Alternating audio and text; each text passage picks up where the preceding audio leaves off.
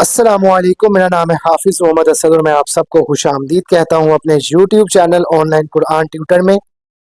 आप सबसे और नए आने वाले तमाम दोस्तों से गुजारिश है कि चैनल को लाइक, सब्सक्राइब और दोस्तों के साथ शेयर ज़रूर किया करें, लाजमी किया करें। इसके अलावा अगर आप ऑनलाइन या होम ट्यूशन लेना चाहते हो जिसमें आप कायदा, स्पाड़ा, कुरान मजीद या इस्लामियात के सब्जेक्ट से मुतल्लिक पढ़ना चाहते हो तो आप मुझसे व्हाट्सएप पर रब्ता कर सकते हैं। मेरा व्हाट्सएप नंबर आपको डिस्क्रिप्शन में भी मिल जाएगा। इसके अलावा मेरा नंबर आपको वीडियो के स्टार्ट में थंबनेल में भी मिल जाएगा, जहां आप रब्ता करके मज़ीद मालूमात हासिल कर सकते हैं। जैसा कि तजवीदी कायदे के पहले सबक में हमने ये चीज़ें पढ़ी कि नकात क्या होते हैं, नकात का मकसद एक लफ्ज़ पर, एक हरफ पर क्या है, और बगैर नकात के एक लफ्ज़ जो है उसकी साख्त क्या होती है। ये तमाम चीज़ें जो हैं वो मैंने आपको बताई। इसके अलावा उर्दू की हरूफ तहजी और अरबी की हरूफ तहजी, इस बारे में भी आपके साथ मैंने चीज़ों को वाज़े किया, आपको बताया। इंशाअल्लाह ताला आज हमारा सबक नंबर 3 है इस तजवीदी कायदे का, जिसके अंदर हम पढ़ेंगे हरूफ की बदलती हुई शक्लें। अब यही बदलती हुई अशकाल जो है वो पिछले कायदे में भी हमने पढ़ी थी, लेकिन वहाँ पे मैं फिर आपको वाज़े कर दूं कि बहुत सी चीज़ें ऐसी थीं कि जिनकी वजाहत जो है वो वहाँ पे नहीं की गई थी। तजवीदी कायदे को इसीलिए ही तरतीब दिया गया है ताकि जो चीज़ें पिछले कायदे में हमसे मिस हो गई या हम उनको नहीं पढ़ सके, वहाँ पे मौजूद नहीं थी, वो यहाँ पे हमारी कवर हो जाए। सबक को शुरू करने से पहले हदायत का पढ़ना बहुत ज़्यादा ज़रूरी है ताकि हमें पता चल जाए, क्योंकि यहाँ पे हमने हदायत को भी मुकम्मल पढ़ना है, एक एक लफ्ज़ हदायत का पढ़ना है और इसी तरह सबक को भी हमने मुकम्मल देखना है। बेसिकली ये हमारा एक रिवीजन सेशन भी चलेगा यहाँ पे, क्योंकि इसमें हम चीज़ों को बहुत ज़्यादा रिवाइज भी करेंगे और नई चीज़ों को साथ मिला के भी पढ़ेंगे। सबक को शुरू करते हैं। औज़ु बिल्लाहि मिनश शैतानिर रजीम, बिस्मिल्लाहिर रहमानिर रहीम। हरूफ की बदलती हुई शक्लें। हदायत नंबर 1 में है, तलबा को हरूफ की बदलती हुई शक्लों की अच्छी तरह पहचान कराएं, जो कि बहुत ज़्यादा ज़रूरी भी है, अहम तरीन जो है मरहला है इस सबक का। इसी तरह हदायत नंबर 2 में आ जाता है कि हरूफ की पहचान नुक्तों और हरूफ के सिरों से करवाएं। जैसे नून के ऊपर एक नुक्ता है, ता के ऊपर 2 नुक्ते हैं, इसी तरह आइन बगैर नुक्ते के और गाइन नुक्ते के साथ है। हा की मुख्तलिफ शक्लें जैसे हा, हा और हा वगैरह ज़हन नशीन करवाएं। अब अगर देखा जाए तो एक सादा तरीका से जो असातिज़ा कराम बच्चों को पढ़ाते हैं, तरीका वो भी उनका ठीक है, क्योंकि ज़ाहिर बात है वो अपने एक माइंड सेट के मुताबिक चल रहे होते हैं, उनको पढ़ा रहे होते हैं।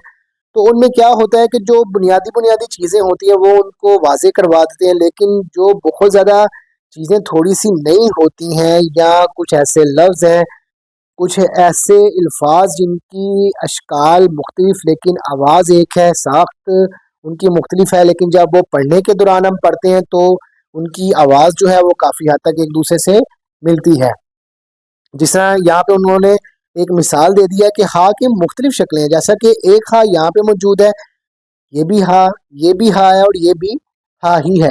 यानी समझ लें कि लफ्ज एक है लेकिन उसकी अशकाल कितनी है, 4 अशकाल का एक लफ्ज है, आवाज भी एक है। तो ये चीजें हैं असल में सीखने वाली और समझने वाली। अब यहाँ पे बहुत ज्यादा चीजें जो कॉमन है उनको हम रीड नहीं करते, जो नहीं है उनको हम देखते हैं। जैसे कि यहाँ पे आप देखें तो बा मौजूद है, ये इसी तरह यहाँ पे देखें ये बा है, यहाँ पे ता मौजूद है और इसी तरह ये भी ता ही है। तो जब एक नया स्टूडेंट इसको देख रहा होगा, इसको पढ़ रहा होगा, या आप अपने बच्चों को पढ़ा रहे हैं, उनको सिखा रहे हैं इस वीडियो के तवज्जुह से, तो ये चीज़ें जो है यहाँ पे इसीलिए मैं उनको साथ साथ वाज़ेह करता जा रहा हूँ تاکہ جب وہ ان کو پڑھیں تو وہ کنفیوز نہ ہو کہ یہ با ہے تو یہ کیا لفظ لکھا ہوا ہے. تو اس طرح کے سوال جو ہوتے ہیں وہ بچے لازمی کرتے ہیں. تو ان چیزوں سے جو ہے وہ اب اسی طرح دیکھیں یہاں پہ سا، یہ سا ہے، اسی طرح یہاں بھی سا موجود ہے.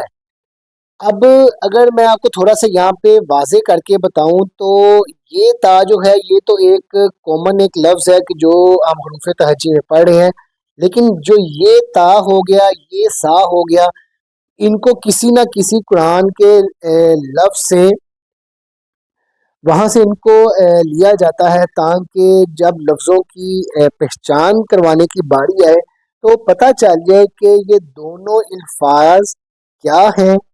آیا کہ یہ لفظ جو ہیں دونوں ایک دوسرے سے ملتے ہیں یا مختلف ہیں. تو اس لیے ان کو اس طریقے سے مجموعہ جات کو وہاں سے اکٹھا کیا جاتا ہے. اسی طرح یہاں پہ یہ جیم موجود ہے، جیم اوپر بھی ہے نیچے بھی جیم ہی ہے. اسی طرح ہا اور نیچے بھی ہا ہی ہے. اس لائن کو بھی آپ ریڈ کر سکتے ہیں، اگر نہیں تو کوئی مسئلے والی بات نہیں ہے. لیکن یہ جو ہیں جن کو خاص طور پہ پوائنٹ آؤٹ کیا گیا ہے، دیکھا جائے تو یہ بلیک جو ہے وہ مارکنگ سے ہیں اور یہاں پہ ان کا تھوڑا سا کلر چینج کیا گیا ہے. اور اسی چیز کی وضاحت ہے کہ یہ وہ لفظ ہیں کہ جن کا سمجھنا بہت زیادہ ضروری ہے. اسی طرح دیکھا جائے تو اوپر خا نیچے بھی ہا ہی ہے. اسی طرح دال کے نیچے دال رکھا گیا ہے، یہ دونوں دال ہی ہیں، ان علامات کا سمجھنا ضروری ہے. اسی طرح زال اور اس کے نیچے بھی زال ہی ہے. را تو اس کے نیچے بھی را، زا تو اس کے نیچے بھی زا، سین تو اس کے نیچے بھی سین. اسی طرح شین ہے تو اس کے نیچے بھی شین کی علامت کو لکھا گیا ہے تاکہ دونوں کو سمجھنا. ایک ریفرنس استعمال کیا جاتا ہے یہاں پہ الفاظ کا، تاکہ لفظ ایک ہی ہے لیکن ان کو تھوڑا سا ذرا ہٹ کے لکھا جاتا ہے تاکہ جب بچہ اس کو پڑھے تو ذرا تھوڑا سا ذہنی جو آزمائش ہے اس کے اندر اپنے آپ کو ڈالے، اس کو پتہ لگے کہ ایک آسان الفاظ جس کو اس نے بہت آسانی سے پڑھ لیا ہے تو جب یہاں پہ آئے تو اس کے لیے تھوڑی سی مشکل پیدا کی جاتی ہے. اور وہ مشکل اس لیے ہوتی ہے تاکہ اس مشکل سے نکل کے آگے آسانی کی طرف جایا جائے. اسی طرح سواد، اس کے نیچے بھی سواد ہی موجود ہے. دعاد نیچے دعاد، آ نیچے آ کی علامت، زوا بالکل ویسے ہی نیچے موجود ہے. اب یہاں پہ فرق جو ہے وہ سمجھنا ضروری ہے. آئین، اب دیکھیں آئین دو طریقوں سے موجود ہوتا ہے. قرآن پاک میں بھی اگر ہم دیکھیں تو آئین جو ہے وہ دو طریقوں سے موجود ہوتا ہے. ایک آئین کا طریقہ یہ ہے اور ایک آئین کا یہ ہے. بہت سے بچے جو ہیں اسٹوڈنٹس وہ اس کو دیکھ کے تھوڑا سا کنفیوز بھی ہو سکتے ہیں کہ یہ حمزہ کی علامت نہیں ہے. بالکل نہیں، یہ حمزہ کی علامت نہیں ہے. حمزہ کی علامت جب آئے گی میں آپ کو بتاؤں گا، اور یہاں پہ وہ موجود بھی ہے جیسے کہ یہاں پہ یہ آپ دیکھ سکتے ہیں. اسی طرح رینڈملی 2 سے 3 الفاظ کو دیکھتے ہیں اور سمجھتے ہیں کہ ان کی ساخت جو ہے، یہ جو لکھے گئے ہیں جس طریقے سے آیات جو ہے یہ ایک جیسے ہیں یا مختلف ہیں. اب جیسا کہ یہاں پہ دیکھا جائے تو بہت سے بچے یہاں بھی کنفیوز ہو جاتے ہیں. وہ میم کو یہاں پہ بہت آسانی سے پڑھ لیتے ہیں، یہاں پہ میم کو تھوڑا سا مشکل سے ادا کرتے ہیں. اور بہت سے بچے جو ہیں، کیونکہ میں روزانہ بچوں کو جو ہے جب پڑھا رہا ہوتا ہوں تو بہت سی چیزیں میرے سامنے آتی ہیں کہ جب بچے بہت ایک لفظ کو ایک نئے انداز سے پڑھ لیتے ہیں تو وہاں پہ میں بھی تھوڑا سا سرپرائز ہو جاتا ہوں کہ بچہ جو ہے اس کو شاید لفظ ٹھیک طرح سے نہیں سمجھ آیا یا اس نے ایک نئے طریقے سے اس کو پڑھ لیا کہ جو وہ لفظ ہے ہی نہیں. تو یہ چیزیں جو ہے وہ روزانہ کی بنیاد پہ ہمارے سامنے آتی رہتی ہیں. اب یہاں پہ بچے غلطی کیا کرتے ہیں کہ اس کو سواد پڑھ لیتے ہیں جبکہ یہ میم ہے. اسی طرح یہاں پہ بچے کیا غلطی کرتے ہیں کہ اس کو ہا ادا کر لیتے ہیں، کیونکہ اگر دیکھا جائے تو ہا کی بہت سی صورتیں اس طرح بھی موجود ہوتی ہیں کہ وہ اس طرح ہی لگ رہا ہوتا ہے، لیکن یہ بھی میم ہے اور یہ بھی میم کی علامت ہی ہے. اسی طرح ہا جو ہے وہ اوپر واضح کر دیا گیا تھا، ہا کی علامات نیچے موجود ہیں، ان کو بھی آپ دیکھ سکتے ہیں. اسی طرح غائن ہے تو غائن ایک طریقہ کار سے اور پھر دوسرے طریقہ کار سے بھی آپ کے سامنے موجود ہے. تو یہ بہت سی مختلف جو اشکال ہوتی ہیں، شکلیں ہوتی ہیں، ان کو بہت زیادہ نئے انداز سے اس لیے آپ کے سامنے رکھا جاتا ہے، ان کو اسی طریقے سے ترتیب دیا جاتا ہے کہ جب قرآن پاک میں آپ ان الفاظ کو ادا کرتے ہیں یا عربی زبان کو پڑھتے ہوئے، کیونکہ ظاہری بات ہے وہ بچے جو اسکولوں میں ہوتے ہیں، عربک ان کے نصاب کا حصہ ہوتا ہے، عربک کی کتاب، تو اس کے اندر جب وہ عربی پڑھتے ہیں تو پھر بہت جلدی ان کا مائنڈ جو ہے وہ اس چیز کو کلک کر لیتا ہے کہ یہ الفاظ میں نے پڑھے ہوئے ہیں، یہ حروف تہجی میں نے سمجھی ہے، تو بہت آسانی سے اس کو پڑھ لیتے ہیں، کیونکہ آپ اس چیز کو سمجھتے ہیں کہ ایک ایک چیز کا جو ہے وہ جب پیپرز ہوتے ہیں، ٹیسٹ ہوتے ہیں، بے شک وہ اسکول کی پڑھائی ہے یا قرآن پاک کی ہے، تو ان میں ایک امتحان کا ایک طریقہ کار رکھا جاتا ہے جس میں پتہ چل جاتا ہے کہ اسٹوڈنٹس نے جو چیزیں پڑھی ہیں، جب ان کا ایک ٹیسٹ لیا جائے، امتحان لیا جائے، تو ان کو پتہ ہو کہ کیا کیا چیزیں جو ہیں ہم پڑھتے آئے ہیں اور کیا کیا چیزیں جو ہیں نئی ہم نے سیکھی۔